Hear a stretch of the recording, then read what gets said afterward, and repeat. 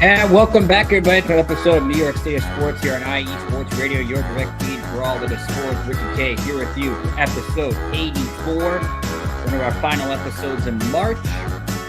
And sad ending for St. John's. They lose in the second round of the NCAA tournament to Arkansas. John Calipari gets the best of Rick Pitino. We'll dive into what went right, what went wrong. Should RJ Lewis have been benched for the final 4 minutes and 56 seconds?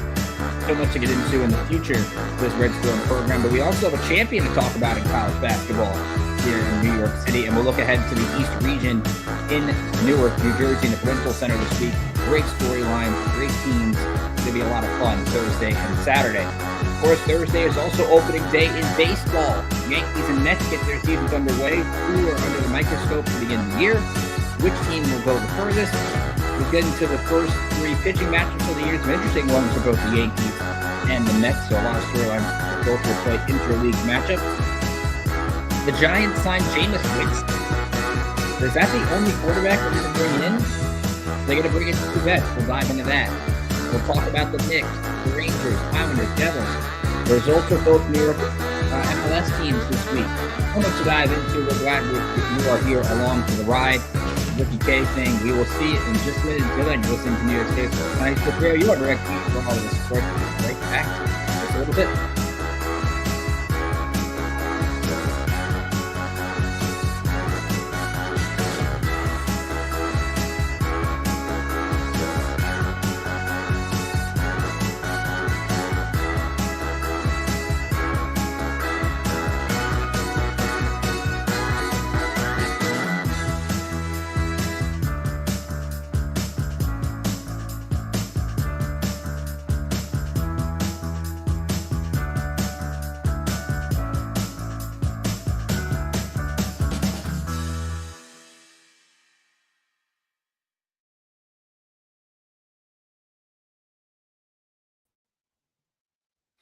Of course, thank you for tuning in to New York State Sports and IE Sports Radio, your direct feed for all the sports. Ricky K back with you. Happy to have you aboard here on this Monday, March 24th.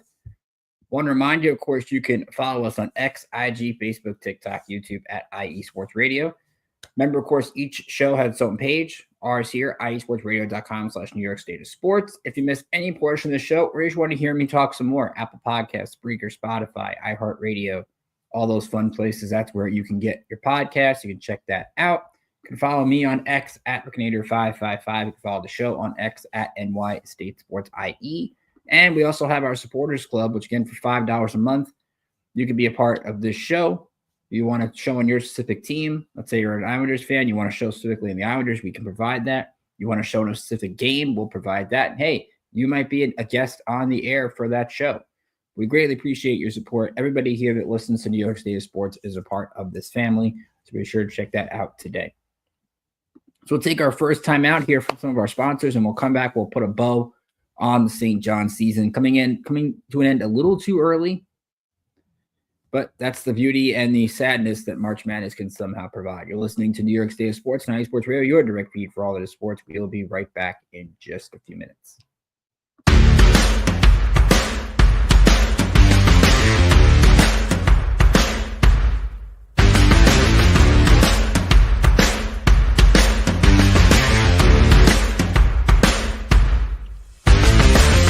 IE Sports Radio fans, this show is brought to you by Planet Jerky Premium Brisket Beef Jerky. Planet Jerky is the official jerky of the 2022 California League champion Lake Elsinore Storm, single-A affiliate of the San Diego Padres. This all-brisket jerky has gluten-free options, contains no MSG, no sodium nitrate, is low in sugar, and high in protein. Go to their website at planetjerky.net and follow them on Instagram at Planet Jerky. Planet Jerky, the jerky that's on a whole other planet.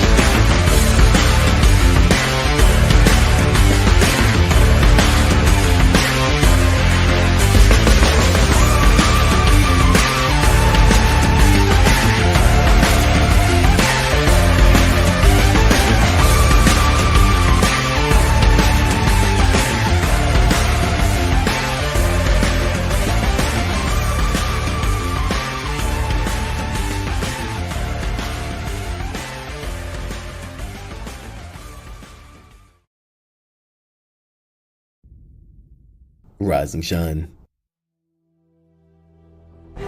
It's 4 a.m. The stars are still out. The sun is beneath the horizon, but it's time to punch in and go to work. The comfort of your warm-ups turns into the grinding out of your reps as the clinking and the clanking of the plates create a symphony of euphoria. There's no other feeling like it. Earn it, burn it, and take what's yours. IE Sports Radio has proudly partnered with Vital Apparel, a brand that not only fits great, but also promotes and donates to mental health research. Use our code IESR to get 15% off their comfortable and inspiring gym wear and help them on their amazing journey to support mental health. Go hard, take part in your iron therapy, and be strong. Because when your mental health is as strong as you are, there's no telling how far you'll go.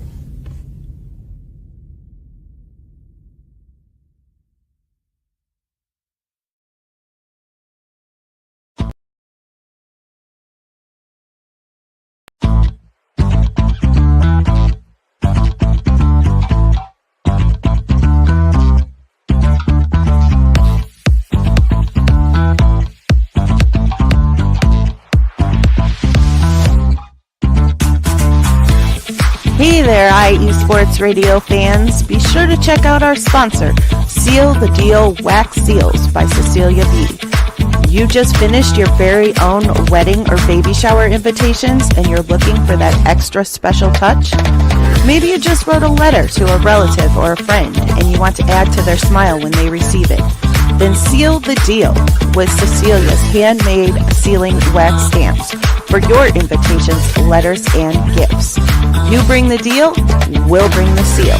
You can find them on Instagram at sealthedeal_wax stamps and on Facebook, Seal the Deal Wax Seals.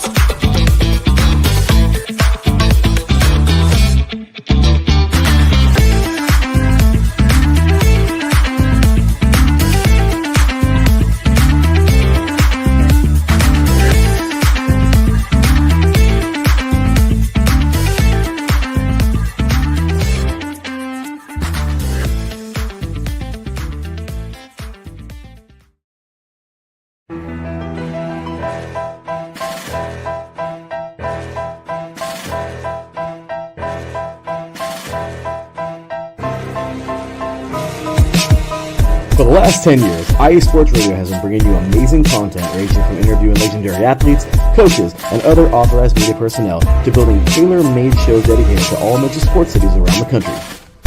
Make sure to follow us at IE Sports Radio on X, Instagram, Facebook, TikTok, and YouTube to keep up with the latest in sports and with all of our shows. Also, make sure to check out our daily updated website at iesportsradio.com. At iesportsradio.com, you can see our daily show schedule and check out all of our show pages with personal bios to learn a little bit more about each of our awesome hosts. In addition to our show pages, you can catch the IE Sports Radio blog, Hall of Fame, Fans of the Month page, and our merchandise shop including t-shirts, tank tops, caps, long sleeves, hoodies, and more. For now over a decade here at IE Sports Radio, we've continued to be by the fans, for the fans, and we thank you all for your support and for making IE Sports Radio your direct feed for all that is sports.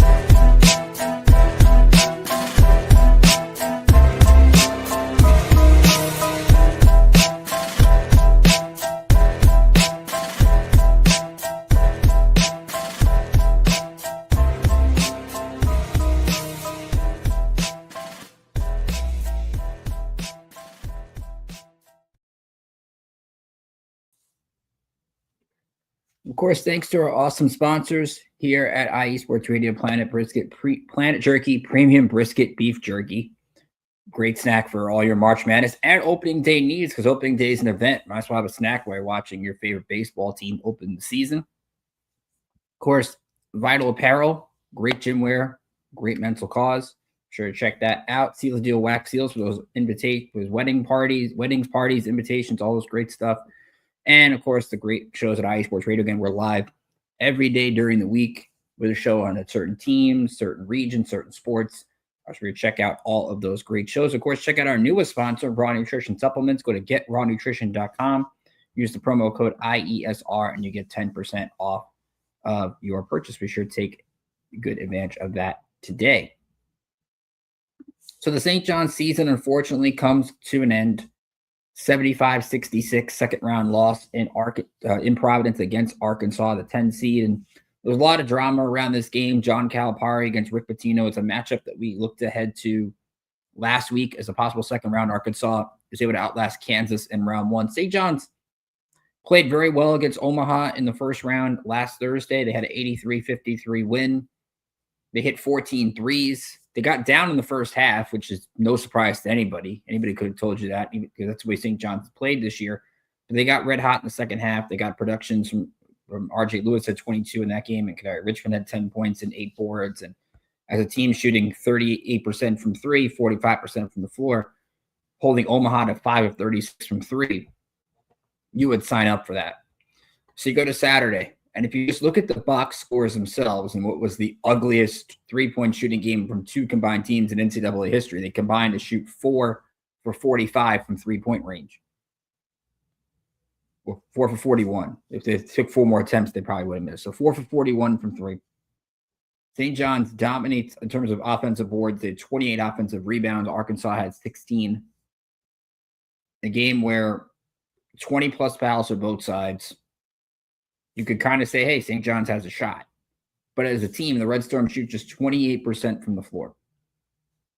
Arguably the worst shooting performance of the season. And normally, even if they're not making the threes, they're making the floater in the lane. They're hitting their mid-range jump shots. And there was just nothing there. There was a chance they had to the end of the first half to get things going. Arkansas goes on a mini run. Razorbacks take the lead going to the break.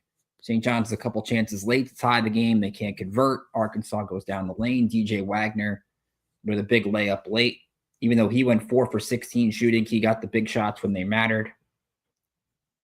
And there was a couple turning points, especially in this game. Kadari Richmond was in foul trouble for the bulk of the day. He fouled out for the first time this year, midway through the second half, about the 8-minute mark. And that's a big blow for St. John's because Richmond is probably the most clutch player that they have. He's not a good free throw shooter. He not going to take that outside shot, but he's very good at getting into the lane, getting into the free throw line, even though he might not make them, but he does a good job of getting to the free throw line and kind of creating offense when things happen. So you take Richmond off the floor. That's already going to hurt this offense a little bit, even though Davon Smith did a really good job in this game, 13.6 rebounds, despite not making any of his three-point attempts, which then led to later in the game. St. John's is down 2. 5 minutes to go. And I think if you're looking at it from a St. John's fan's perspective, you're down 2 at 5 minutes to go. You're feeling confident. This team usually finds a way in second halves to win games. They had all season. And Rick Pitino makes the move to bench R.J. Lewis with 4:56 to go. Now, Lewis did not have a great game. He was 3 for 17 from the floor, didn't make a three, 9 points, 7 rebounds, only 1 turnover. So he didn't turn the ball over. Again, St. John's had 6 turnovers for the whole game. Normally, when you only turn over 6 times and 3 are from one player, that was Smith, you're going to win the game. They just couldn't make shots. As Calipari said after the game, if St. John's makes 2 or 3 more shots, they're winning this game. But Lewis wasn't looking right. And I get the argument of don't take your best player off the floor. And when Richmond out of the game, you needed a guy that can close because there's not other options out there. Aaron Scott is battling with those torn ligaments in his thumb. He only had 7 points, made 1 out of 10 from the floor. Simeon Wilcher has had issues being confident in his shot. He was 1 for 5. I mean, how much do you trust to being an AO down the stretch? Zuby, edge of 4, I thought played an incredible game. 23 points, 12 rebounds. 7 of 12 from the floor. You knew he was going to bounce back because he had a rough first game. You could tell after the game against Omaha, he had that look in his eye like, hey, I'm going to come back and I'm going to take over. And it just did not happen. Zuby at least did. RJ, the body language wasn't there. There was a point where you see Zuby kind of trying to get him to snap out of it and trying to get him back in the comp. And look, those things just didn't happen. But it's hard for me to not trust Rick Pitino's judgment in that kind of situation. And he really said after the game when people asked him about it, Rick was like, look, you guys know what happened. You don't really need to ask this question. I don't think it's going to make the relationship between Pitino and Lewis any different let's remember, RJ Lewis went to St. John's from UMass to get the tough coaching from Rick Pitino. That's the kind of moment you learn from. That's the kind of moment you develop from. And if RJ Lewis decides to come back and doesn't hear what he wants to hear from the NBA scouts and things like that, or evaluators, that he's a first-round pick, I think this moment is going to make him a better basketball player. He's a guy who's experienced March Madness now. He's a guy that I think can take over games. He made so much improvements with his three-point shot down the stretch, and you give him a whole offseason to improve on that. He won Player of the Year in the Big East. The sky's the limit for him, in my opinion. And you throw everything in a vacuum for St. John's. What was the one thing that was going to hurt them? It was going to be a night where they didn't score. I mean, defensively, again, Arkansas makes the bulk of their two-point shots. But when you look at Arkansas, and I was talking with a couple fans after the game, and one fan I talked to said this loss ruined everything they did all year. And my argument to that would be, why is that the case? Because this team, we'll get into here what to make of this year, went 31-5. Okay? 5 losses by a combined 16 points. And Arkansas is not your normal 10 seed. I mean, look, the SEC got 7 teams into the Sweet 16. This is an Arkansas team that was 0-5 to begin the year in the SEC play. Battled injuries. The turning point of the year was Calipari getting the win at Rupp against Kentucky, who's also in the Sweet 16, by the way. And even Rick Pitino said it after Thursday. This Arkansas team is going to be a lot tougher to get rebounds against, and this is a kind of team we hadn't seen all year in the Big East. There's an Arkansas team that just got Boogie Flan back, so it's a different type of team, although Flan didn't have his greatest game. He had 6 points on 2 of 8 shooting. They don't have their best player, Adu Thero, so he's their leading scorer. He's not playing. So there's so much talent. And they have a guy in John L. Davis who was in the Final Four 2 years ago. Arkansas has the talent of a top 4 seed, but didn't have the results of a top 4 seed. And that's what made this draw so interesting. I think if you were a St. John's fan, honestly, you'd have rather had Kansas in the second round. I think you would have been able to handle Kansas. But I'm not saying that you couldn't beat Arkansas. I think you play this game 10 times, St. John's wins at 8. But that's the beauty and the sadness of March Madness is one game can send you home. One bad game can end the season. But you can't – this year wasn't expected. This is a year in which, okay, they were predicted to win go fifth in the Big East, get to an NCAA tournament and see what happens. You won an NCAA tournament game for the first time in 25 years. You won the Big East Conference tournament for the first time in 25 years. You won the Big East regular season for the first time in 40 years. You accomplished things that no St. John's team has done in at least 2+ decades.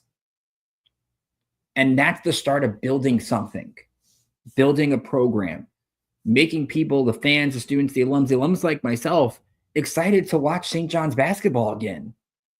Because it was tough to watch in the Mike Anderson era. It was tough to watch for the end of the Chris Mullen era, even if they made an NCAA tournament. There hasn't been this much fun around a team since Steve Lavin's first year when I was a freshman in college. There hasn't been much excitement nationally over a team since the late 90s. And now Rick Pitino is establishing something. Year 1, he takes them close to the NCAA tournament. They get hot at the end of the year, but it wasn't enough. In year 2, they're a top 10 team. They come back next year with Lewis, Ejiofor. We'll see if Simeon Wilcher comes back. They add a couple guys in the transfer portal, which opens up today. You can argue all you want if that's a mistake, but the transfer portal is open. They had 3-4 guys in the transfer portal.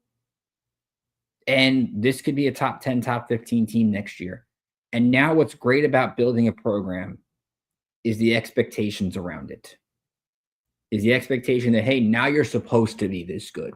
What makes this sad is that now the magical part of this is over. It's kind of like with the Knicks. When the Knicks went on those runs a couple of years ago, or even last year when they get to play Indiana, Jalen Brunson's got this team going. It's the unexpected stuff. Once it becomes expected, you lose some of the joy in sports. This team brought so much joy because none of this seemed possible. Sweeping Connecticut in the regular season and winning 3 times over Marquette. Like, this wasn't supposed to happen. Now, you could say, well, you're a 2 seed, you should get there. And if you look at this rest of this NCAA tournament, it's mostly been chalk.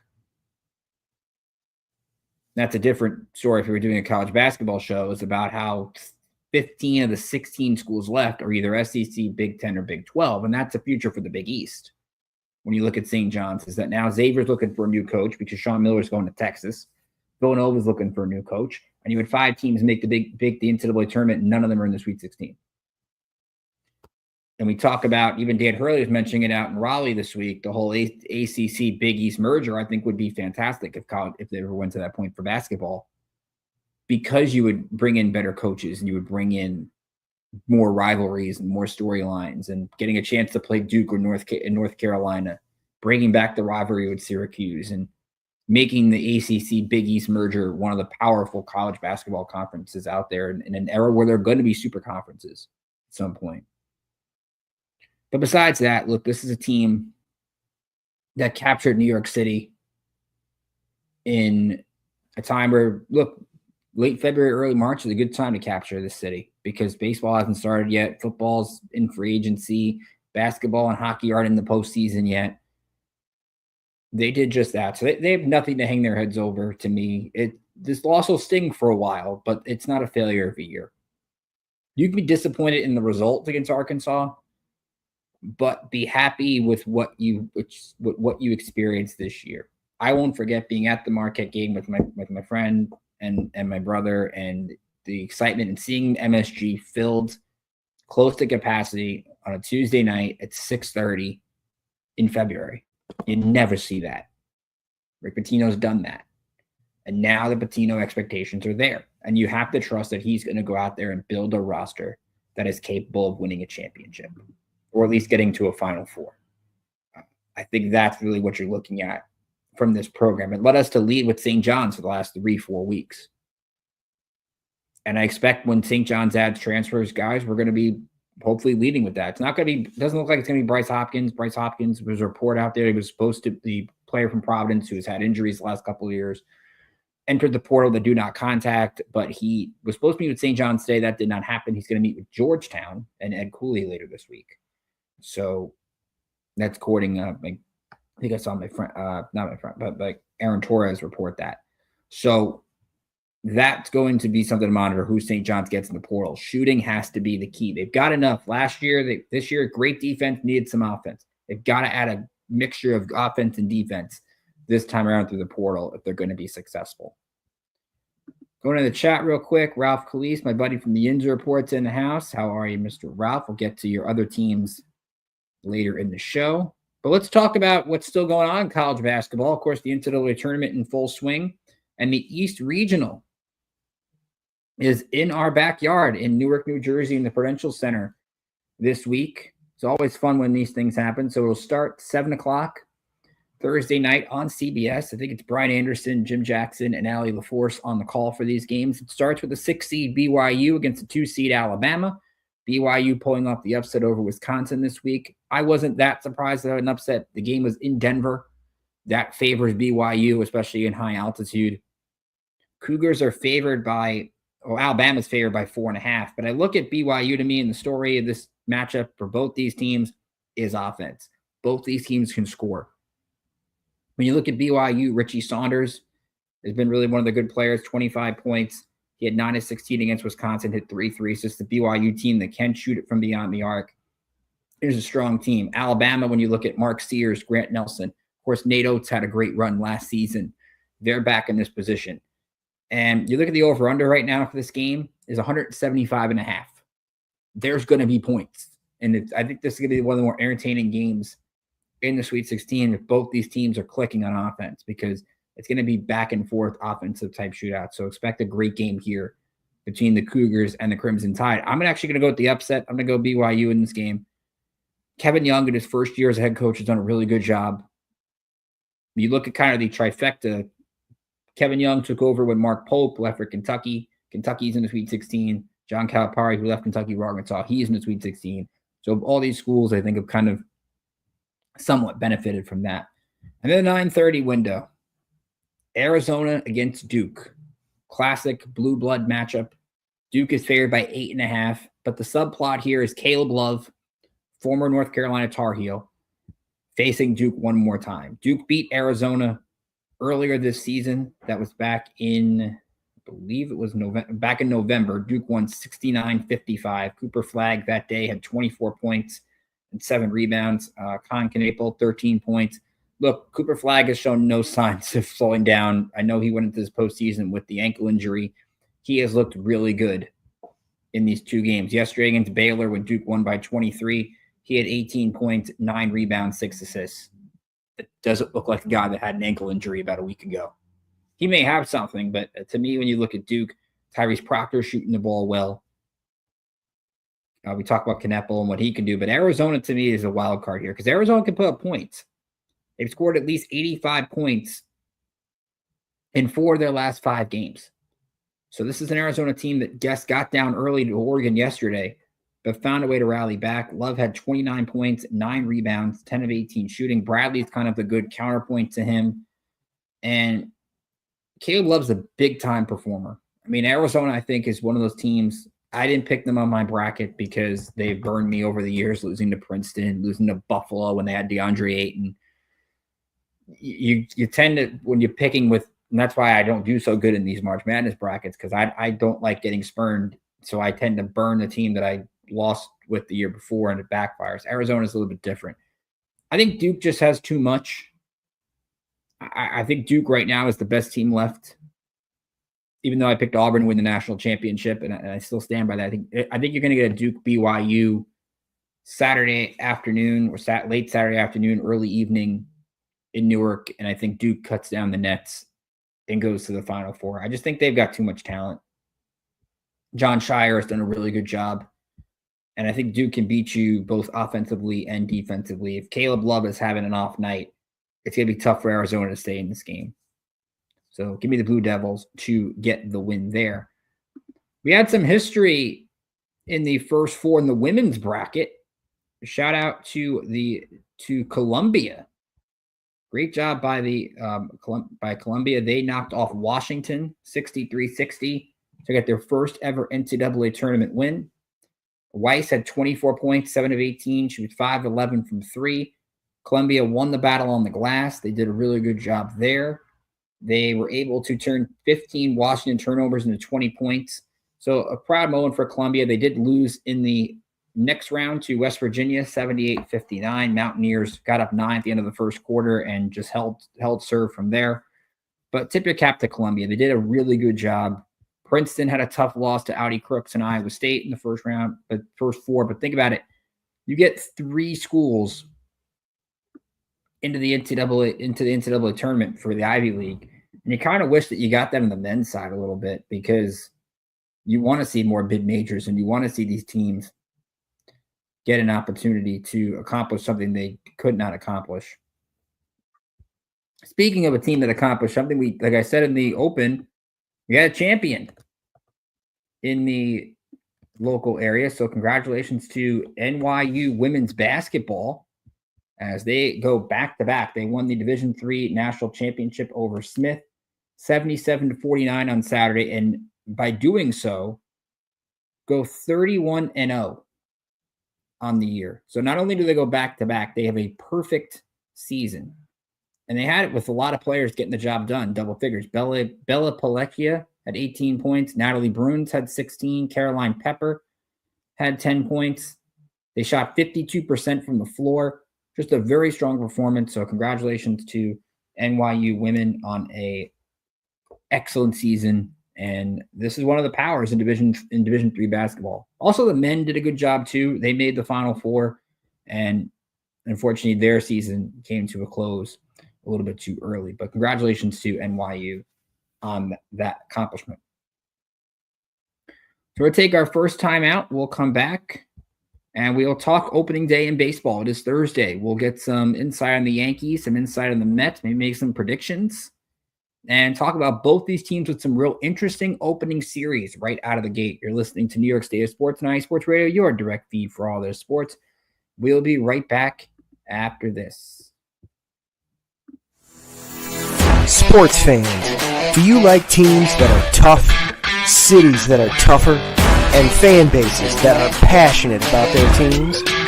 How about teams that are historic and stadiums that are iconic? Then you belong in Chicago, and you need to check out Chi-Town Weekly. Join me, Adam Kernan, every week as we keep up with all things Chicago sports. Bears, Bulls, Blackhawks, Cubs, White Sox. We'll cover them all, plus more. The Windy City is always buzzing, and we'll keep you up on all the big games and major stories. So tune in to Chi-Town Weekly every week right here on IE Sports Radio, your direct feed for all that is sports.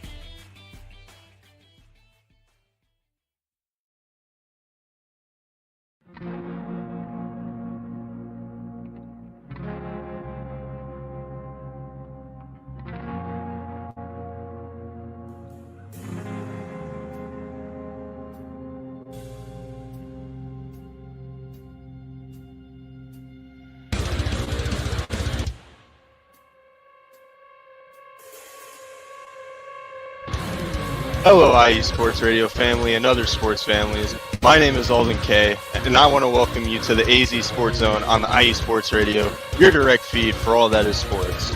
If you're a fan of the Valley and the Grand Canyon State like me, then I've got the show for you. Tune in every week, where I will update you and give you the latest news for the Arizona Cardinals, Phoenix Suns, Arizona Diamondbacks, ASU Sun Devils, U of A Wildcats, GCU Antelope, and of course, the NAU Lumberjacks. Again, if you're a Valley sports fan and like all that is desert sports like me, tune in every week here on the IE Sports Radio, your direct feed for all that is sports. We'll see you then.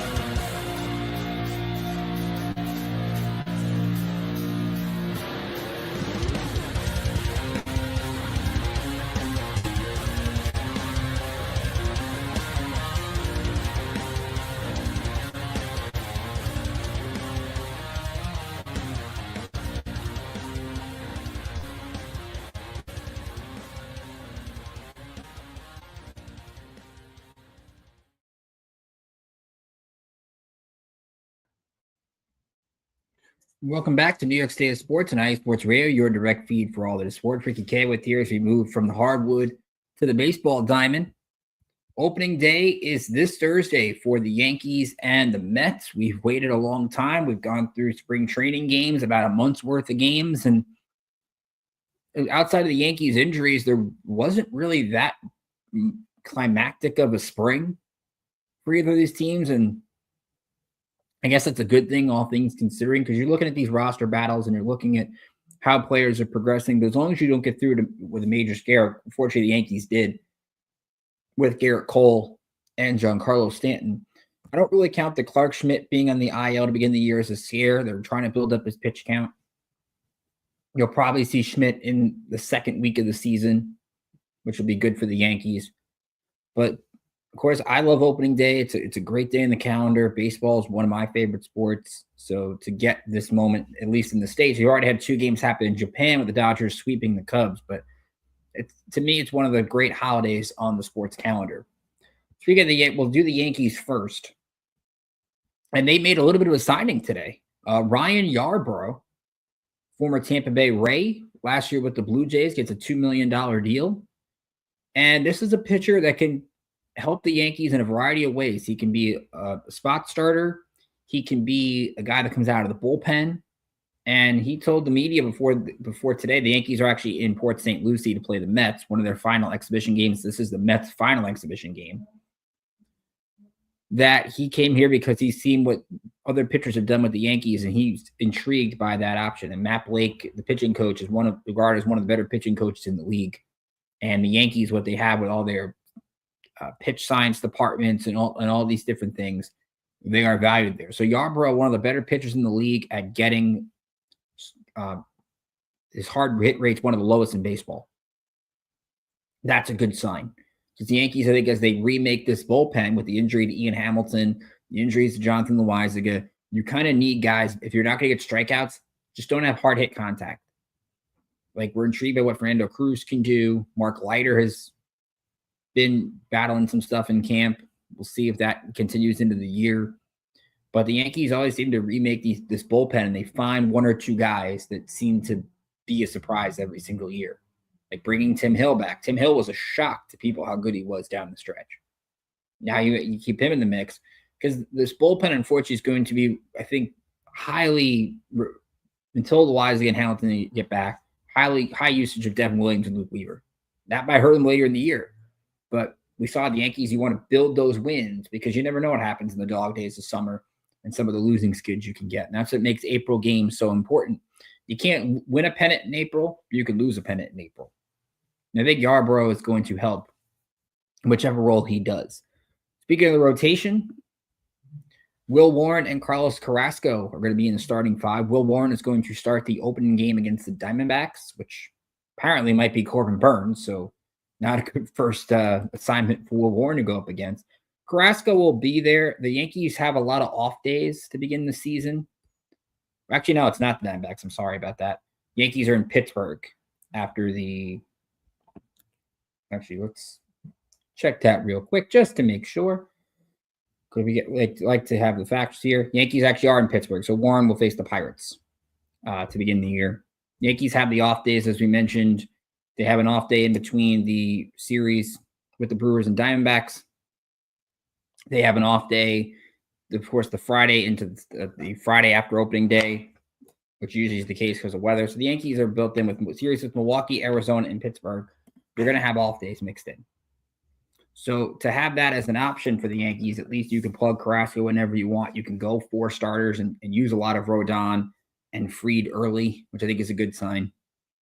I'm intrigued to see what Warren can do. I don't expect him to be Luis Gil, but I think he's going to be better than what he was last year. Now getting a full season to prep, full spring training to prep for the season is going to be a good thing.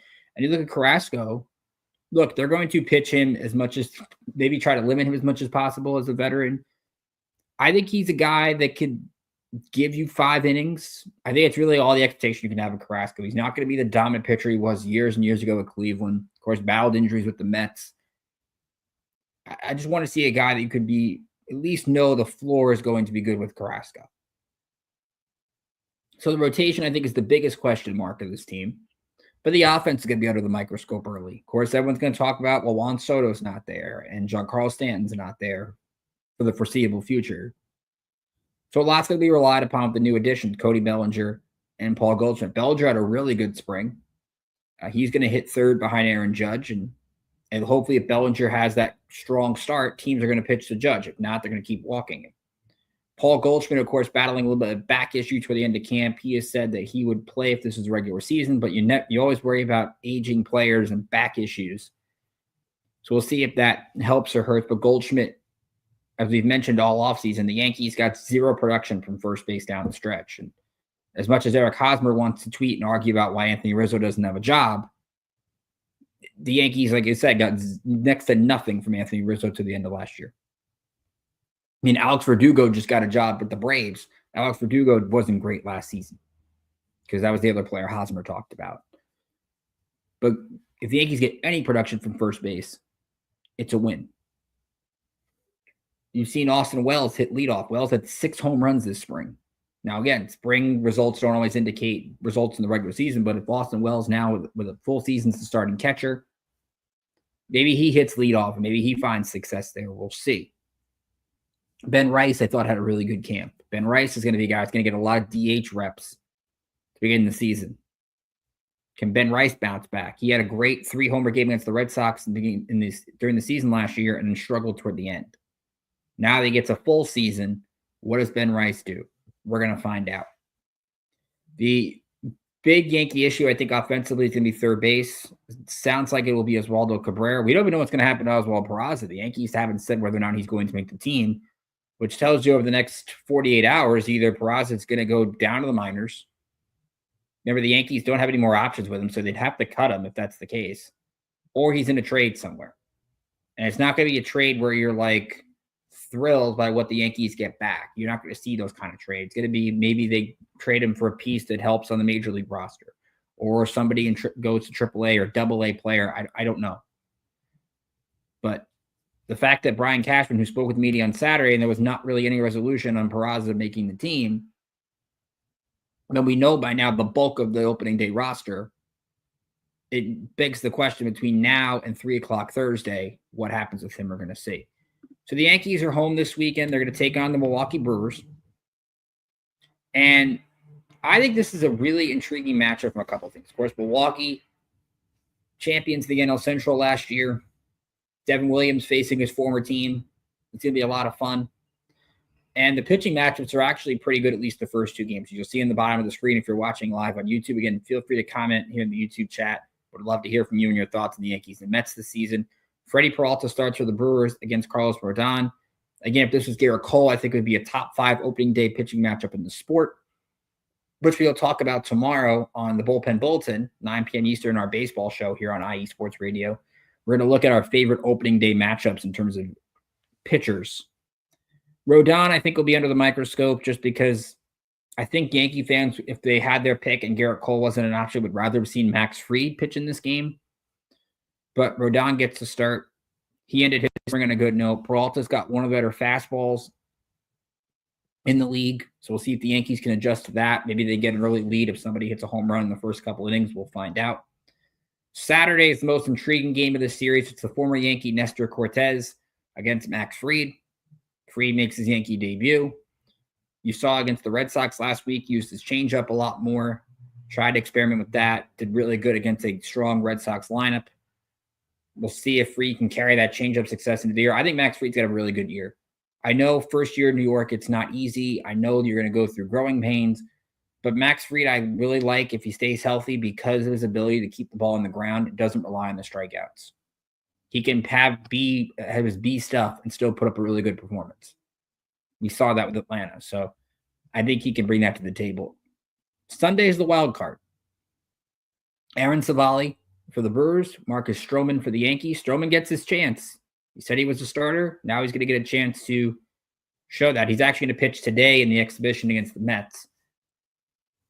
But Aaron Savali, of course, the Yankee fans will remember, was the Guardians pitcher a couple years ago that started Game 5, and Stanton took him deep, and the Yankees ended up cruising to a win in that game. So some good pitching matchups. I think Thursday's going to be good. Saturday's going to be good. Sunday might get some offense. So keep an eye on that. Meanwhile, we move over to the Mets. And again, not a lot of drama for the Mets. I mean, Brett Beatty, of course, has had a strong spring. He's going to make the team. We'll see what happens with Luis Angel Acuna. That was not a guarantee. So again, same thing. It's not the same thing as Peraza because Acuna could always go back down. He has options. But the Mets, I think, made some interesting moves, and we'll get into that here. But the Mets began the season in Houston. Yankees began here last year, so the Mets come this time around. And their pitching, they're going to do things a little differently. We know with David Stearns and Carlos Mendoza that's going to happen. Clay Holmes will get the start opening day against Framber Valdez. We talked about that with Clay Holmes last week. Right now, we don't know the starters for the Astros, but Tyler McGill is going to start on Friday. And Griffin Canning is going to start on Saturday. Canning winning the 5-starter spot over Paul Blackburn. David Peterson and Kodai Senga, you would think, hey, why aren't they starting the first couple of games of the season? They're going to get some extra rest, trying to stretch those guys out. They're going to pitch in the Marlins series that begins a week from today out in South Beach. So not too big of a surprise. I think Clay Holmes is going to be the pitcher under the biggest microscope because of the kick change and because how many innings can he realistically give the Mets this year? He was one of the best pitchers in baseball this spring, but now it's when you have to go through the grind of a 6-month season, how is that going to hold up? And Ralph asked, my thoughts on Mets rotation doesn't look scary to me, but Clay Holmes has been impressive. I think they're deep. I think it's a team that, look, If Senga stays healthy, they've got the stuff. If David Peterson is there, David Peterson had a strong season last year. Can he bounce back a second time? Clay Holmes, I think I would feel more comfortable if he was my 4 if I had Sean Manaea healthy. Frankie Montas was a wild card, and he'll be back at some point. Manaea is the closest to be back out of the 2. The key for the Mets rotation is health. I think if Manaea comes back and Senga's his normal self, their pitching rotation is going to be fine.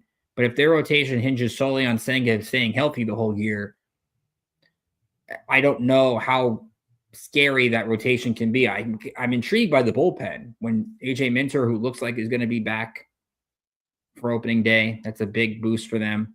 Stanek showed some good stuff last year. Budo's back in the bullpen.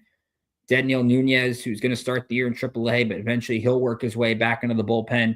He's going to do some good things there. So I think the Met bullpen, I think, is more intriguing right now, or at least less question marks than the rotation. But time will tell on that as we welcome in Brian from the Beantown Sports Pound. Brian, welcome to the show. Happy to have you aboard this afternoon.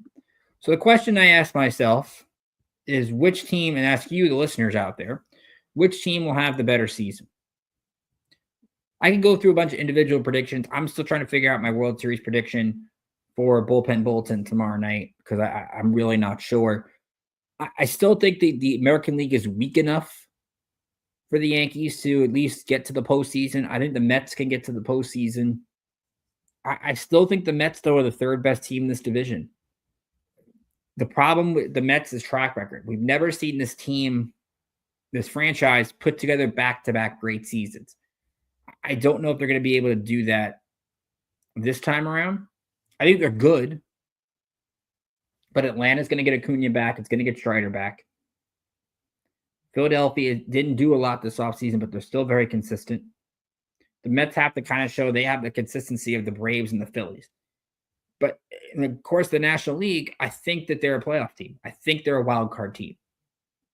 Because Juan Soto is going to help this offense. At least we're going to be sick of hearing about the Juan Soto Yankee stuff. I'm tired of Juan Soto talking about the Yankees because he made a comment the other day about how he didn't think the Yankees were going to be good 6-7 years from now, which to me is bogus. Like Juan Soto to me is trying to just make things up instead of just saying he took the money. Because the Yankees have shown for the last 20, 30 years that they're going to compete and be consistent every single year. They've had one losing season since the early 90s. Like, how can he say with a straight face the Yankees aren't going to be competitive in 6 years from now? The team prints money. As much as fans get mad that they don't spend correctly, they do good things. But Alonso is going to back it up on the field because that's what he does. He's going to rake with Lindor. Nimmo's healthy. Of course, the Jeff McNeil injury kind of throws some things into the mix, but I think he'll give Beatty an opportunity. He'll give Acuna, if he makes the Major League roster, an opportunity. Does Mark Vientos have a strong second season? I think starting the year with the big league club, as I've always said from day one last year, if Mark Vientos was the 3rd baseman, the Mets would have won the division. I still stand by that. And then to Brian's point, saying it's hard to say who will win the AL East, Orioles or Yankees. 2 out of those 3 will make the playoffs. Look, I love what the Orioles did, getting Kyle Gibson. I wish the Yankees did it. 1 year, $5 million with $1 million in incentives. That's a move I wish the Yankees did.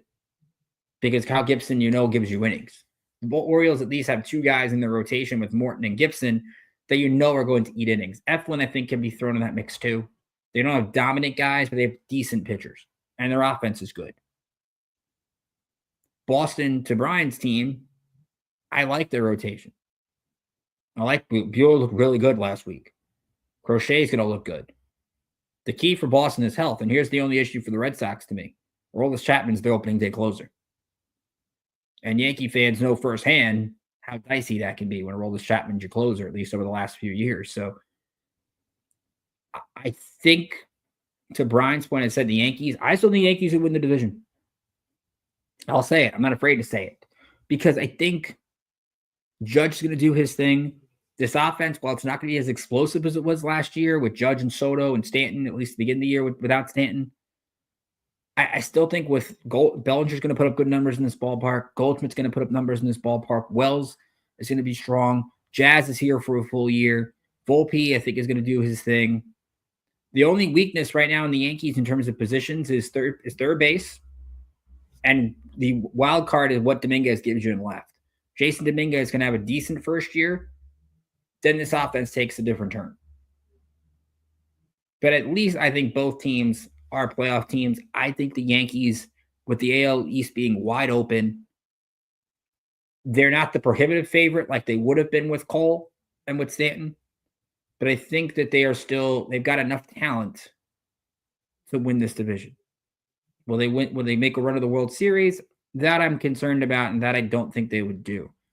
But I think to at least get to the postseason, the Yankees are in the mix for that. So we'll take a break. We'll come back. We'll talk Giants, and Jameis Winston is now in the Giant quarterback room.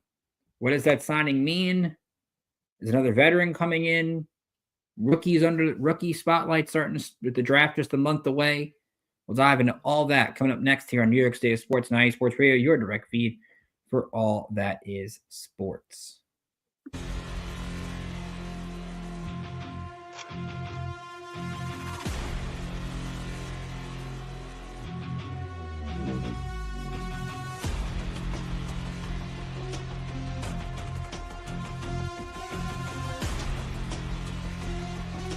What's up, Pittsburgh? This is Ralph Calise, the host of the Injury Report on IE Sports Radio, your direct feed for all that is sports. Are you that passionate, diehard Steelers, Penguins, Pirates, or just a Pittsburgh sports fan? Then please join me on the Injury Report every Tuesday on IE Sports Radio, the direct feed for all that is sports. And I will update you on all that's black and gold, and have you telling your Pittsburgh fans and friends what's up with Pittsburgh sports. Tune in Tuesday with me, Ralph Calise, the Injury Report on IE Sports Radio, your direct feed for all that is sports. Let's go!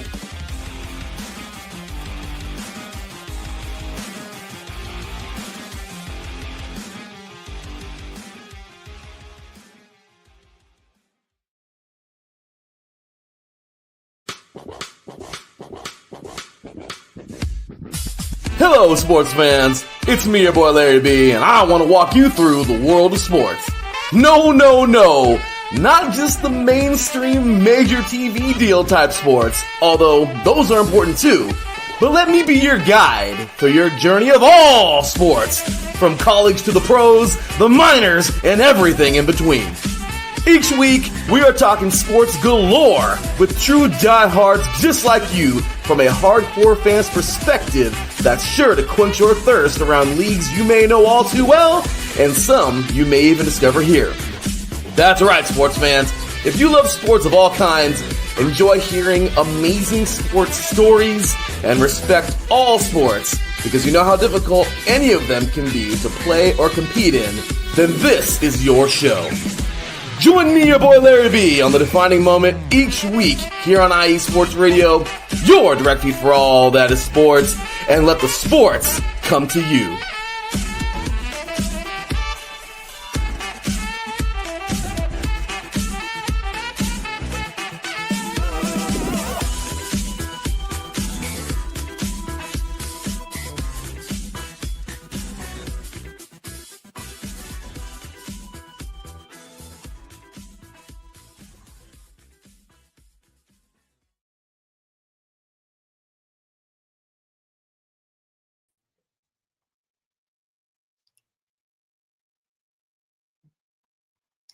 Welcome back to New York State of Sports and IE Sports Radio, your direct feed for all that is sports.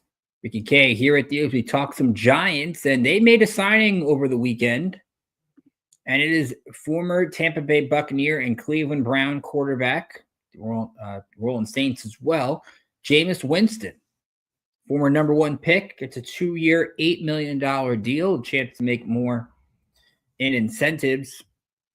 And I look at the signing and I'm like, at first glance, I'm like, why? Jameis Winston has had some good moments in his career, but As everyone knows, he's only entertaining to watch Jameis when he isn't playing quarterback for your team because he makes too many mistakes. He's a guy that will throw the ball up anywhere, but it sometimes goes to the other team. But at the same time, the Giants are paying Jameis Winston less than they paid Drew Lock last year. They're paying him less than they paid Tyrod Taylor. So at the same time, the Giants needed to add bodies into that quarterback room. Before this signing, the only player they had in the mix was Tommy DeVito. And you look at this carousel of quarterbacks, the Giants could not be left without a chair. Because Aaron Rodgers, who met with Pittsburgh for 6 hours over the weekend, but still doesn't know where he wants to go. Russell Wilson is basically waiting for Aaron Rodgers to figure out things where he knows where he's going to go. And the only other quarterback they really brought in besides Winston was Joe Flacco. Of course, the Giants should maybe have given Joe Flacco a present for helping. Well, maybe they shouldn't sign Joe Flacco because he hurt their chances of getting the number 1 pick. But Winston, if he's a backup, is not a bad option. And I think he's a good mentor for whoever's in the room. I think he's a mentor for Cam Ward or Shedeur Sanders or Jackson Dart because he's been through the fires of the pressures of being a top pick. He is a guy that's going to have that great personality in the locker room that you're going to like. So to me, the question with Jameis, is this the final solution? The answer to me is no. And it wouldn't shock me. Jordan Ronan from ESPN came out today and said the Giants are still in the mix for these veterans. Because if they land Aaron Rodgers or Russell Wilson, then they're not going to have to go get a quarterback in the draft, at least with the 3rd pick. They can draft Abdul Carter or they can draft Travis Hunter, the best player available. And I think that would be the ideal scenario because if you're Joe Shane at that point, you have 2 quarterbacks that are veterans in a win-now type of year. And you get the talent with the best player on the board. And I know there's a lot of intrigue about Travis Hunter, pairing him with Malik Neighbors at wide receiver, getting 2 legitimate connections. And whether Hunter plays corner or wide receiver, it's not going to matter. Because really the spotlight for this draft is on the Giants. Because if Cam Ward goes to the Titans, and speaking of Cam Ward, his pro day is today in Miami. So Brian Dable's there, Joe Shane is there, and I'm sure the Giants would love to get to number 1, but I'm not sure the Titans are going to make that trade, especially if you look at Tennessee's offseason. They signed Dan Moore, as we mentioned a few weeks ago. They bring in Kevin Zeitler, another offensive lineman. They move J.C. Latham to the right side, which shows you they're kind of in the mix of getting a quarterback. And they haven't signed any of these veterans. They're not going to – I don't think they're going to bring in Russell Wilson. I don't think they're going to try to trade for Kirk Cousins. It shows you everything. As much as they said in the offseason they're looking for a generational player, they must view Cam Ward as a generational player. If that's the case, then I don't really know if the Giants are going to be in play from 1. Now you go to Cleveland. Cleveland, again, has met with Russell Wilson. If the Browns get Russell Wilson, does that mean that they're going to take quarterback at 2? We'll see.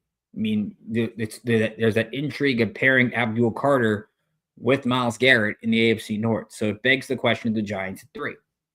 And we'll dive into this over the next month. We'll try to maybe do some mock drafts and see what happens with that. They're not taking Jackson Dart at 3. I don't care if it's the Ole Miss connection. I don't care if it's the Eli, like the same school as Eli. No.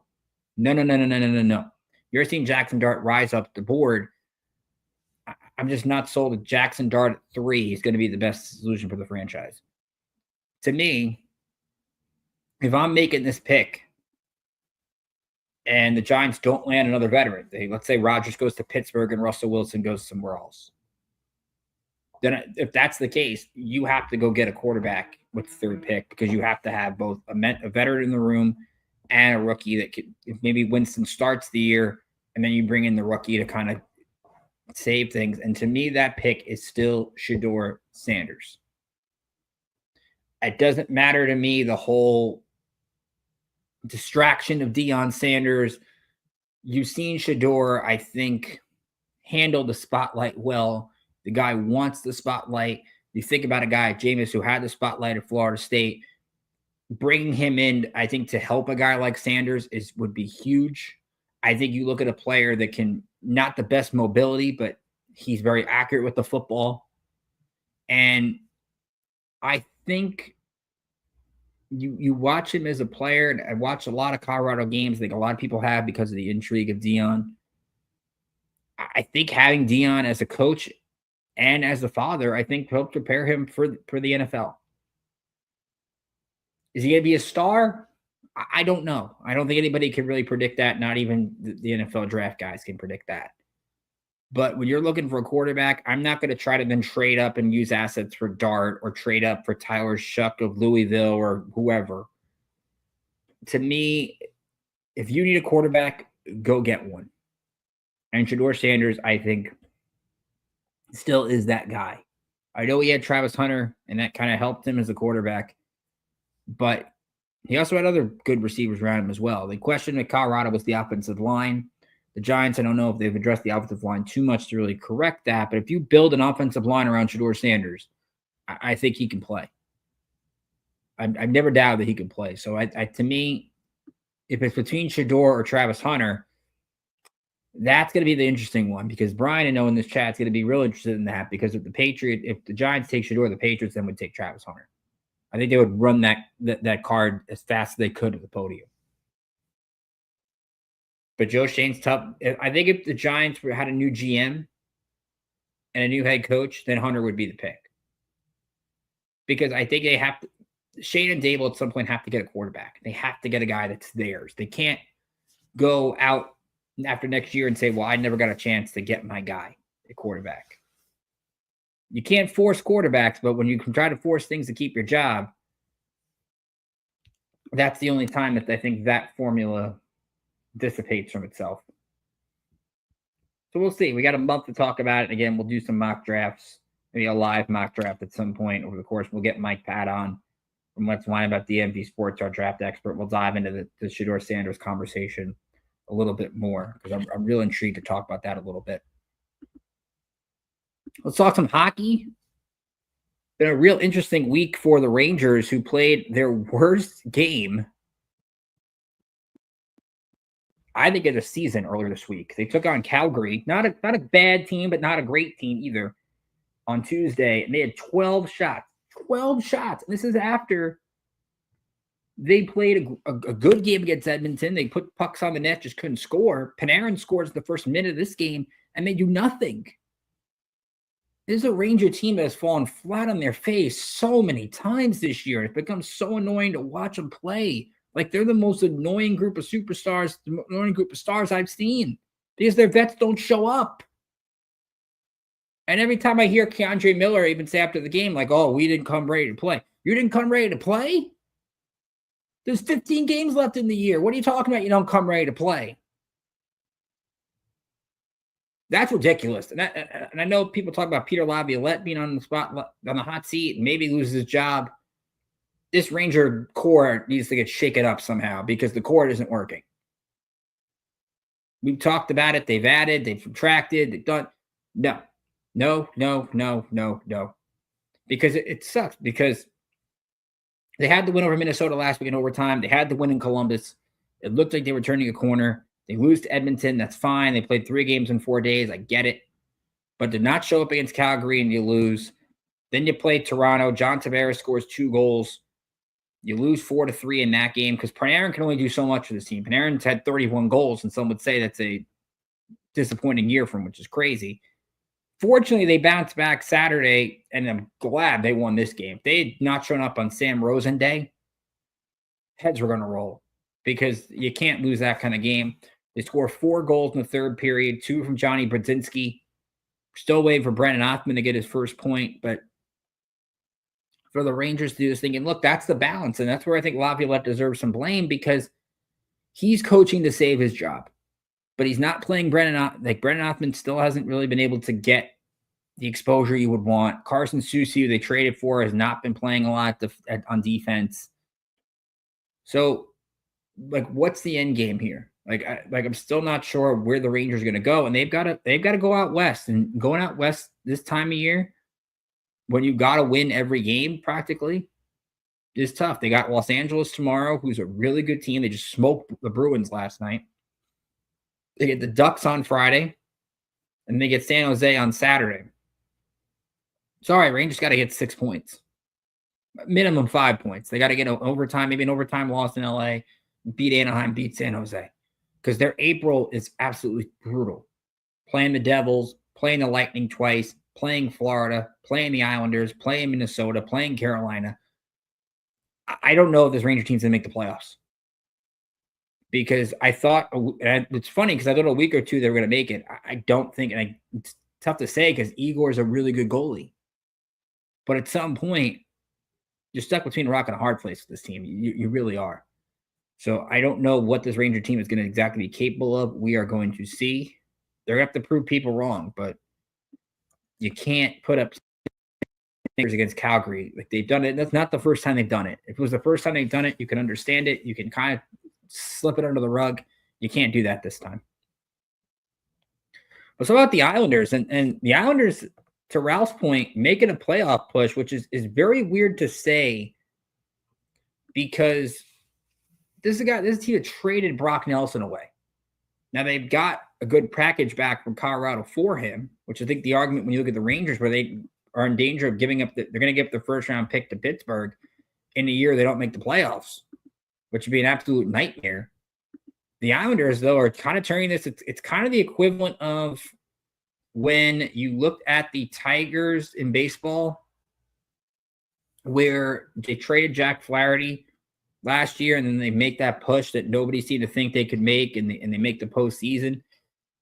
You look at the Islanders right now, they got a huge win Tuesday in Pittsburgh, 4-2. They played Montreal Thursday. Montreal has been one of the higher teams in the sport. They blow a 3-1 lead in the third period, and Bo Horvat scores the game winner in overtime, his second of the game. And then a tough luck loss to Calgary Saturday. Nazem Kadri won it for Calgary in OT. Islanders led 3-2 with less than 3 minutes to go after the goal by McLean. Horvat's been really good for this team lately, and they just could not hold the lead in the end. But I think right now, and that was with Holberg starting, so they didn't have Sorokin. The Islanders right now, if you look at the wild card standings, they are 2 points behind Montreal. So basically, that's one game back. The Rangers are a point ahead of the Islanders, but let's remember this. The Islanders still have 2 more games at hand over the Rangers. And that's an advantage. Montreal, the same thing. I don't think that anybody's going to catch Ottawa. Ottawa's been really good. They beat New Jersey the other day. The Senators are, barring it a collapse, they're going to make the playoffs. So it's really coming down to, I think, a couple of teams for one spot. Montreal, the Rangers, the Islanders. You can throw the Gens Blue Jackets in there, but they've lost 6 in a row. I don't really know where Columbus is going. And Detroit's also been fading. I don't know. Brian can tell me if you consider Boston in the mix being 6 points behind. I'm not sure, especially after last night. But you look at the Islanders this week coming up, and here's their schedule. They get Columbus tonight. You're going to get Sorokin back in the lineup, which is big. Vancouver on Wednesday. And Tampa on Saturday, and Carolina on Sunday. So 4 games for the Islanders this week. If the Islanders can get through that stretch, again, we talked about their April. They get Washington twice, but the Capitals are already over 100 points. Who knows if Washington's going to try to win those games? Or at least win one of those games at the end. They got Columbus again. They get New Jersey. They have the Rangers, but they have to get Nashville. They have a game against still. Nashville's not any good. And Philly. I think the question right now, and let's throw this as a big picture New York hockey question, is which goalie do you trust more? Sorokin or Shesterkin? Because I'm not saying Shesterkin has been bad, but let's look at Sorokin really quick, because this is a guy that I think has been very solid for this team this year in terms of just a player that is getting the job done. His goals against average about 2.72. March is about a 2.55, but Sorokin is 6-3. The Islanders 6-3 in games he's played this year. In games the Islanders win, Sorokin has a 2.06 goals against average. Very solid. I really liked what he's done in his age 29 season. I mean, he's looked like a player that I think if the Islanders were to sneak in, Sorokin could be a player that makes the first round series really interesting. So that's just something to monitor, I think, on the Islanders side. I know Ralph could probably tell me different. I actually, to me right now, I trust the Islanders to make the playoffs more than I trust the Rangers. Due to schedule and also consistency. Patrick Waugh's team has been competing on a night-in, night-out basis where they're at least getting points every game. They may be blowing leads, and I think their third period issues are still something to monitor from last year, but they're competing on a night-in, night-out basis. Devils, meanwhile, they've lost 3 of their last 4. Now, I think they're still, the question with them is only, to me, is going to be, are they going to get the 2 seed in the Metro or the 3 seed in the Metro? They took on Ottawa the other night, gave 3 goals in the second period. Linus Ullmark had 25 saves. Brady Tkachuk had the first goal for Ottawa. Hischier and Haula with goals for New Jersey. They're going to get Andre Palat back tonight against Vancouver. That's a 7:30 puck drop on ESPN+. They get the Blackhawks on Wednesday on TNT. Then they go to Winnipeg and to Minnesota. They have a home and home with the Wild coming up to end the month of March. And you look at where the Devils are right now, they're 10 points behind Carolina, so it doesn't look like they're going to get the 2 seed in the Metro, which would mean the first round matchup in Carolina. They're 6 points ahead of the Rangers. They do have to play the Rangers again, but I think this Devils team has enough. Jake Allen was really good in net the other night against Columbus and 45 saves. Markstrom, we'll see what he can do tonight against Vancouver. I think it's going to be a really fun matchup for the Devils, but we're going to find out what this team will be more toward the postseason. But Ralph agrees that Sorokin might start the rest of the way, ride him to a possible playoff berth. You're getting to that point now where eventually it's going to be Sorokin almost every game. I mean, I think Hogberg's done okay, the same way, like, even if you're the Rangers, like, how many games do you play Jonathan Quick? Do you play Quick against San Jose, or do you start Igor back-to-back in Anaheim and San Jose? Like, that's going to be the interesting part. And Brian's more pumped for the college hockey teams than he is for the Bruins. I mean, you got Frozen Four. Speaking of Frozen Four, Cornell's in the Frozen Four. They're in the NCAA tournament in men's hockey against I think it's Michigan State out in Toledo. So good luck to Cornell out there in the men's NCAA hockey tournament. So let's take one more break. We will come back. We'll talk Knicks, putting up a couple clunkers on the road this week. Not good performances. So they bounce back against the Wizards, but everybody does against the Wizards. Sorry, Mike. And we'll talk some soccer. Both MLS teams got the job done this week. Gotham FC and NWSL, not so much. We'll take one more time out, and we'll wrap up episode 84 of New York State of Sports after this.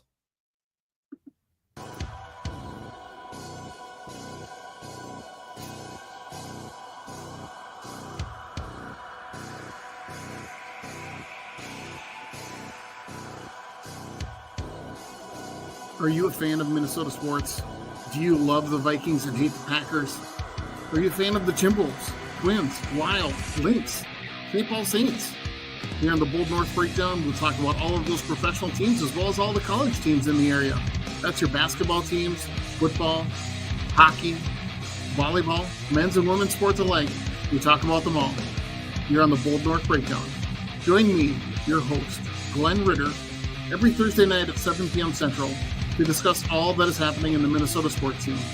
Here on IE Sports Radio, your direct feed for all that is sports.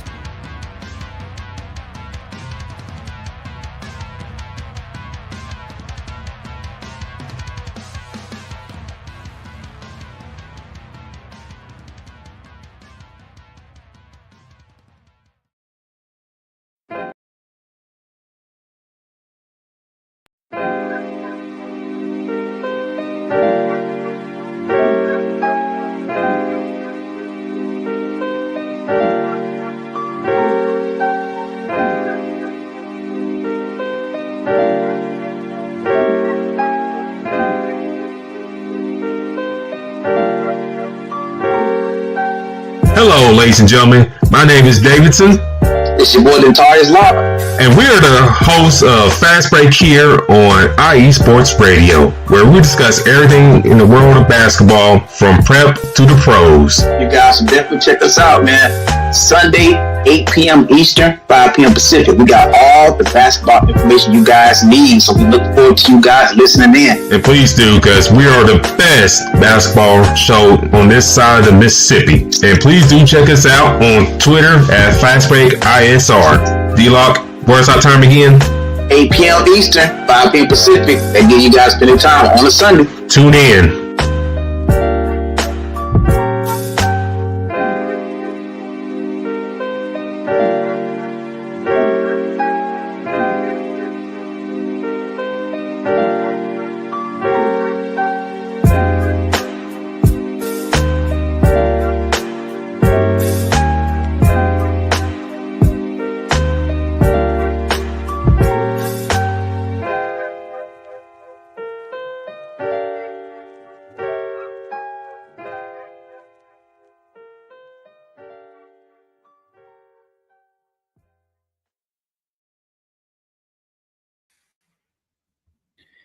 Wrapping up episode 84 of New York State of Sports and IE Sports Radio, your direct feed for all of the sports. Ricky K with you as we get to talk some Knicks, who did beat the Wizards on Saturday night, but their week, I think, was more definitive of what happened on the road. They beat the Heat Monday, which was great. Karl Anthony Towns had a 15-point run of his own, which was great. But then you go play the Spurs, and you allow 34 points to Sergio Mamakashvili, former Seton Hall great.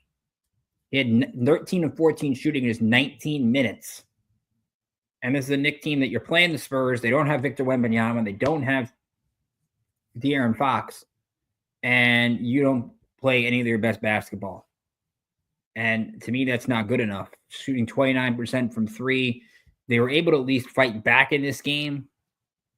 Had a good third quarter after being down 20 plus to get back into the game, but they still did end up losing.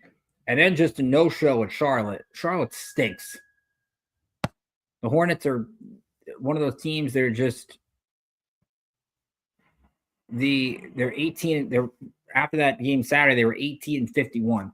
I know they have LaMelo Ball, but let's be real. This is a Knicks team that should beat Charlotte. I don't care if Jalen Brunson is still out. And Tom Thibodeau gave an update on Jalen Brunson today. He is doing great with conditioning. His next step would be to practice. So we're getting at least somewhat closer to Jalen Brunson making his return. And look, OG Anunoby had 25 points Saturday. Karl Anthony Towns had 24 and 10. Josh Hart had 13 points, but they allowed Charlotte to shoot almost 50% from the floor. That's not good enough. And to me, you look at this Knicks bench. This Knicks bench, you got to do something. Campaign was good Monday. Was good over the weekend against the Wizards. Tyler Kolek's got to play more than 2 minutes. Like, it's time to see what Tyler Kolek can do as an NBA player. Now, he played 18 minutes against the Wizards. Had 4 points. But let's see Tyler Kolek play 10 to 15 minutes. Let's see what these guys can do, because we kind of know with 12 games to go what this Knicks team is going to be. They're going to probably be the 3 seed in the East, even though they've got the lead has shrunk down for that. They're 3 games ahead of Indiana, 4 games ahead of Milwaukee for the 5, with 12 to go, and they still have Milwaukee one more time. They play the Bucks on Friday in Milwaukee. But I think the Knicks are in a position where they got to find out what this bench can do, because those guys can be pivotal in the postseason, regardless of what seed they are. Now, their stretch coming up, they've got Dallas tomorrow, what's left of the Dallas Mavericks. But then they got the Clippers coming in on Wednesday. Knicks have done a good job at home against some of the Western Conference teams. We'll see if they keep that streak going against Kawhi and Harden and the Clippers. Again, the Bucks Friday in Milwaukee, and then they will be back home to end March against Portland on Sunday. So we'll see when we get back for Monday's show where the Knicks are with 8 games to go. Can they widen that gap over Indiana? Can they widen that gap over Milwaukee to at least assure home court advantage in the first round, which I think they will have? And I know people already talked about potentially Knicks Pistons. I still think the Knicks would beat the Pistons, but that's a different conversation that we'll have at a different time. Meanwhile, we dive into the Nets, and we'll just give you who they're playing because the Nets, I'm sure, are going to have a lot of focus on Cooper Flagg out in New Jersey this week and hoping that they can get some lottery luck. They are at home to Dallas tonight. Dallas favored by 2.5. D'Angelo Russell is out for the Nets, by the way, in that game. They are home to Toronto on Wednesday, home to the Clippers on Friday. They are at the Wizards on Saturday, and then they will wrap up March Monday in Dallas. So they'll have a couple games with the Anthony Davis. Well, I think Anthony Davis is trying to play in this trip. We'll see if it's tonight or if it's later in the week. And then definitely the Kyrie Irving list. Dallas Mavericks. So let's talk some soccer. And don't get me started on the international soccer because the U.S. was embarrassing at the Nations League over the weekend to Canada and Panama. Just to finish fourth is unacceptable, and it really begs the question, how much can you expect of the U.S., especially with the World Cup coming here next summer, and MetLife having the final. I mean, very disappointing with the U.S. but I digress. Let's talk MLS and a good week for both local teams. Started with the Red Bulls as they took on Toronto at home. And I thought that the big star of this game, and somebody who's going to have to be a big star for this team, especially with all the injuries they've had, is Emil Forsberg. And he was clutch for this team on Saturday. He gets a penalty shot in the 44th minute to put him ahead.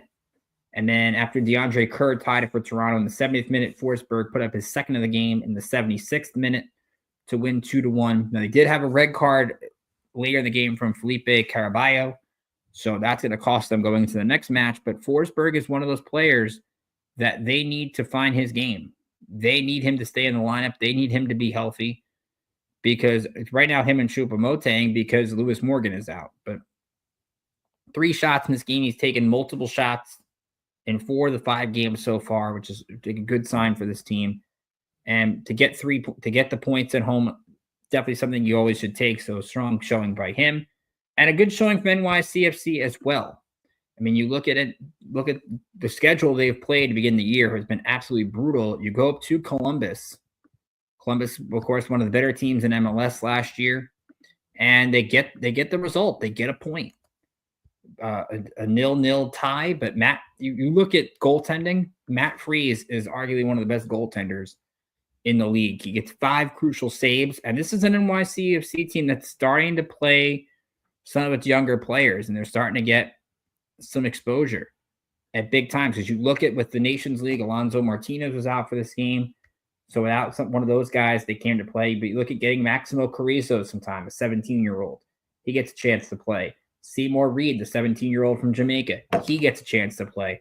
We've talked about Jonathan Shore, another 17-year-old midfielder. This is a young group. So to get those guys in experience, along with Maxi Morales, the vet, Hannes Wolf, Julian Fernandez, to find a way to get points. And again, if I gave you NYCFC schedule beginning the year with Miami, LAFC, Orlando, Columbus, and right now when you look at the standings or the table in the East, they're right where the Red Bulls are, I think you would sign up for that. Right now, they would be a top 18. Basically tied for 7th and a point behind Columbus for 6th. So not a bad start because eventually the schedule is going to get a little bit easier. And I think you take that. So as they try to figure out some of this offense, because let's remember though, from an offensive perspective, they have not scored many. They after the 2 goals, back-to-back multi-goal games against Orlando and New England, they've had a couple of zeros on the board, or nils on the board, so to speak, but 3 multi-goal games in their first 5. So the scoring has been there somewhat, but they've got to hold on. They almost lost another game late, but fortunately, Columbus's goal got overturned by VAR. So that would have been another tough loss. Would have been their 3rd game this year where they've kind of had bad luck toward the end or weren't able to close. Speaking of the schedule for these teams this week, NYCFC is at Atlanta. That is Saturday at 7:30. Atlanta, I believe, is favored for that game. Atlanta United coming off of a 2-1 loss to Miami. They have not won a game this month, by the way. So maybe a chance to get a point there. Or maybe you're catching Atlanta at the wrong time. It's really how you interpret that. But Atlanta, of course, had that upset of Miami last year in the playoffs. Meanwhile, the Red Bulls are going to be taking on New England at Gillette Saturday at 2:30. So I'm sure Brian's going to be into that game. New England won the last matchup June of last year, but this is a Revolution team still looking for its first win. In fact, they've only scored 1 goal this month in the 3 games they played. But they had the week off last week. So a chance to recharge. We'll see if that helps them. New England lost to NYCFC 2-1 on March 15th. That was the last game they played. And then we'll wrap it up here with Gotham FC and the NWSL. This was a really exciting game. National televised game on ESPN2. A chance against Orlando and Marta to put up a good result, coming off of the tie in Seattle in the opener, and they just did not get the result they were looking for. They lose 2-0. They get an own goal in the 2nd minute right out of the gate at Sports Illustrated Stadium. Marta then gets a penalty kick in the end of the first half. She connects. Orlando has scored 8 goals in its first 2 games. But again, if you look at New York, you look at Gotham FC right now, they're not at their peak. And it's clear missing Rose Lavelle to begin the year has been hurtful for this team. They need her in the mix, because then you're going to have to rely, like Esther Gonzalez is going to have to score. And they had like 4 or 5 players that missed the game yesterday. So they're going to have to tread water for a little bit, but we'll see where they're at as they look for that first win. They'll try to get it on Friday when they take on Houston. Houston, the Dash, are 1-0-1. They lost to Washington in their opener and beat Chicago 2-1 on Sunday. So Houston's going to be that team to watch, and we'll see if Gotham can get its first win. We also have a couple of cool events coming up next week, so we'll talk about this more on Monday's show. But the McDonald's All-American game is going to be at the Barclays Center next week. So right after the Elite Eight and you get all that regional final stuff at Prudential, you get the McDonald's All-American game. So we'll preview that and highlight some of the top players and look at some of the players that maybe are still trying to decide their college home. So that'll be something to talk about towards the end of next week. But it's an exciting week all around, I think, for sports, even though St. John's has come to a close. As you New York State of Sports, thank you guys for tuning in today. Thank you to Ralph Calise, to Brian for hopping into the chat. We always appreciate everybody here in the chat room talking sports. St. John's season is over, but the tournament still rolls on. Transfer portal still rolls on. As that opens up, let's see if St. John's can make some quality ads in the transfer portal. But now we transition from college basketball leading the show to baseball going to be leading shows going into opening day. Thursday, the Yankees home to Milwaukee, 3 o'clock on ESPN. The Mets opening up in Houston. That should be a fun test for the Mets, especially with the back of the rotation facing the Astros. Can they hold up before heading to Miami and eventually going home for their home opener next week, which we'll preview. But a good test for the Yankees against the Brewers and the Diamondbacks over the first 6 games of the season. What can they do there? The Knicks will have only 12 games left. Can they finish the season strong? And maybe Jalen Brunson makes his return before the end of the year. The Rangers and Islanders in the mix for a playoff spot. The Devils, they're trying to get healthy before a potential first rounder with Carolina. They try to hold on to that number 3 spot in the Metro. And of course, like you said, next week, last show in March, we have the McDonald's All-American game Barclays to talk about. We're going to get close to the Liberty getting in full force. WNBA drafts in a few weeks as you watch the women's tournament. There's so much to dive into in New York sports. And we didn't get into the fact that Syracuse, Fran Brown said, hey, we would play a spring game against Colorado. Let's see that happen. I would love to see spring games against other opponents. That would be so much fun. And thanks to all those who tuned in. A great lineup of shows coming up later today here on IE Sports Radio. So stay tuned here on the YouTube page. We're going to have some fun along the way. So for Larry B and from all of us here at IE Sports Radio, I'm Ricky K saying enjoy the rest of your day. Enjoy the rest of your week. Enjoy the first weekend of Major League Baseball games to count. We'll be back Monday to recap it all. Until then, see you next time, everybody.